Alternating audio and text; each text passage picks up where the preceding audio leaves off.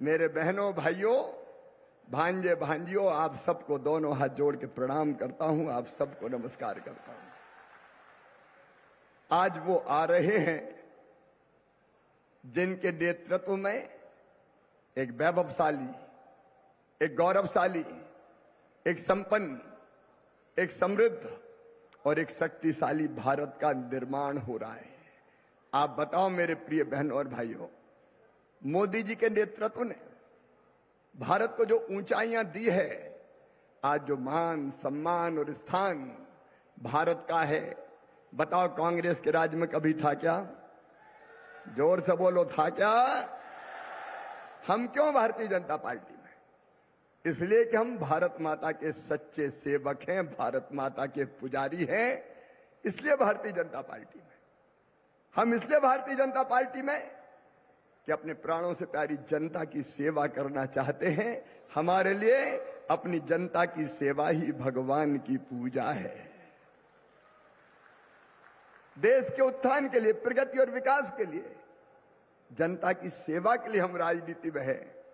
और आज बताओ, जब प्रधानमंत्री जी के नेतृत्व में पूरी दुनिया मोदी मोदी और भारत माता की जय बोलती है, तो आपको खुशी होती है कि नहीं होती? सीना गर्व से फूलता है कि नहीं फूलता? मैं 2014 के पहले भी मुख्यमंत्री था।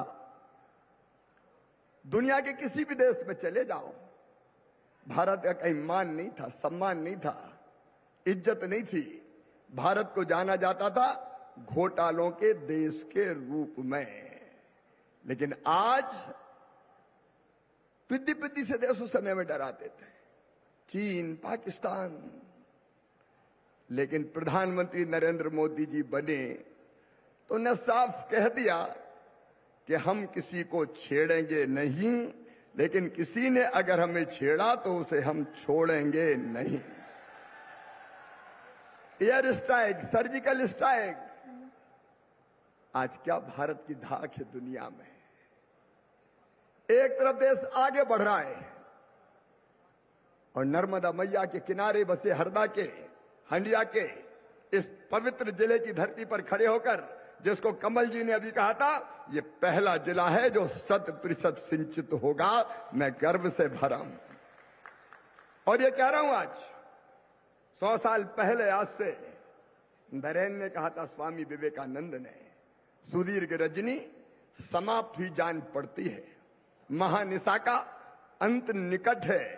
जो अंधे हैं वो देख नहीं सकते, जो बहरे हैं वो सुन नहीं सकते, लेकिन मैं स्पष्ट रूप से देख रहा हूं कि भारत माता एक बार फिर से अंगड़ाई लेके खड़ी हो रही है और विश्व गुरु के पद पर आसीन हो रही है।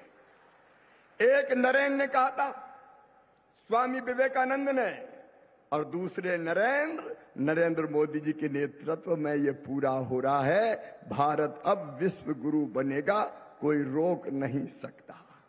भारत केवल भारत के लिए नहीं है। हम तो कब से, बचपन से गाते हैं, धर्म की जय हो, अधर्म का नाश हो, और प्राणियों में और विश्व का।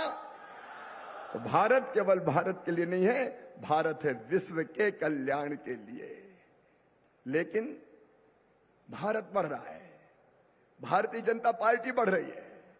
मोदी जी केवल आज की नहीं सोचते, मोदी जी सोचते हैं 2047 का भारत कैसा होगा। एक संपूर्ण विकसित भारत के निर्माण का संकल्प है नरेंद्र मोदी जी और भारतीय जनता पार्टी का। और कांग्रेस के लोग, अब मुझे तो समझ में नहीं आता कांग्रेस की बुद्धि हो कैसे गई।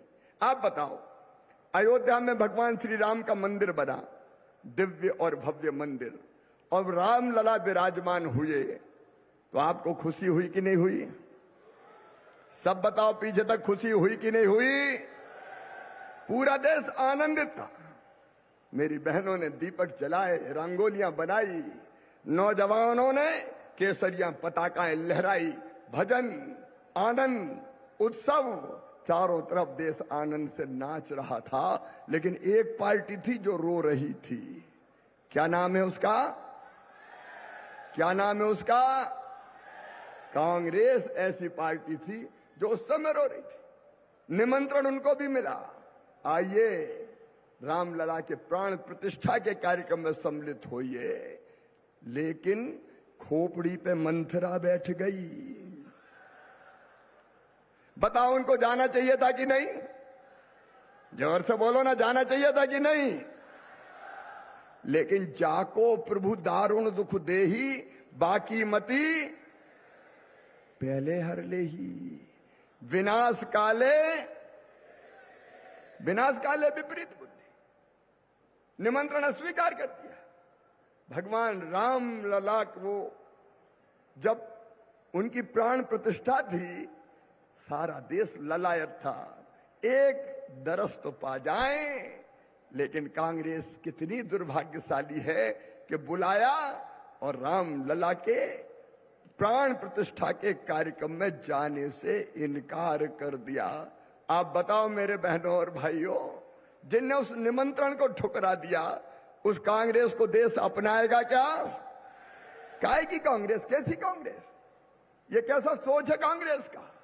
अरे भारतीय जनता पार्टी और मोदी जी का विरोध करते करते तुम तो राम का विरोध कर बैठे, और किया भी लिखित में, ऑन रिकॉर्ड कांग्रेस ने कहा, लिख के कहा, हम नहीं आएंगे, गलत मुहूर्त है। अरे भगवान राम के मंदिर में प्राण प्रतिष्ठा का मुहूर्त देख रहे हो तुम, राम का कोई मुहूर्त होता है क्या?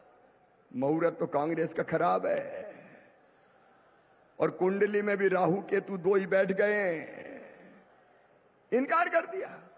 और केवल आज नहीं, जब तक धरती चंद्रमा और सूरज रहेंगे तब तक ये लिखा रहेगा कि कांग्रेस ने भगवान श्री राम के मंदिर की प्राण प्रतिष्ठा में जाने से इनकार किया था। तुमने परमानेंट कलंकित कर दिया, तुमने परमानेंट कलंकित कर दिया कांग्रेस को। बोलो, ऐसी कांग्रेस कभी जीत सकती है क्या? अरे जीत सकती है क्या? प्रधानमंत्री जी के आने का संकेत हो चुका है। अब हम और आप दोनों उनको सुनना चाहते हैं, और इसलिए एक बात और कह के अपनी बात समाप्त करूंगा। बताओ, वो कांग्रेस जिसकी सबसे बड़ी नेता सोनिया गांधी चुनाव नहीं लड़ रही, क्यों नहीं लड़ रही पता है? अरे क्यों नहीं लड़ रही? हार के डर से। रायबरेली नहीं लड़ रहे, बताइए, जहां से इंदिरा जी कभी चुनाव लड़ती थी। और बताओ, राहुल गांधी चुनाव कहां से लड़ रहे हैं? अमेठी से लड़ रहे हैं क्या? अमेठी से नहीं लड़ रहे। रण छोड़ दास हो गए राहुल गांधी, अब वायनाड गए लड़ने के लिए। वायनाड, अरे दुर्गादास हुई के बैठे, ये बैतूल की धरती पर पैदा हुए, हम भी जैत में पैदा हुए, हम तो वहीं से लड़ रहे हैं भैया। डीडी हुई के भी बैतूल से लड़ रहे हैं, और शिवराज सिंह चौहान विदिशा और बुधनी से ही चुनाव लड़ रहा है। जहां हमारा नरा गला है, हम वहीं से चुनाव लड़ रहे हैं। लेकिन वो मैदान छोड़ के भाग गए। बताओ, जो खुद नहीं जीत सकते वो कांग्रेस को जिता सकते हैं क्या? खुद ही नहीं जीत सकते तो कांग्रेस को क्या जिताएंगे? इसलिए कांग्रेस को वोट देने का मतलब है क्या?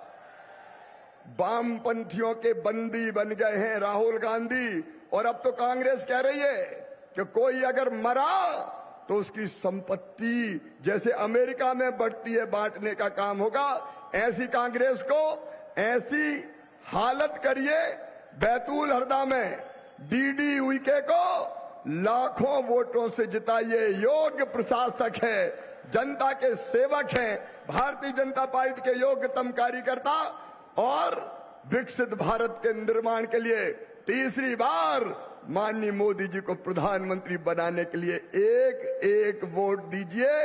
और इतने मतों से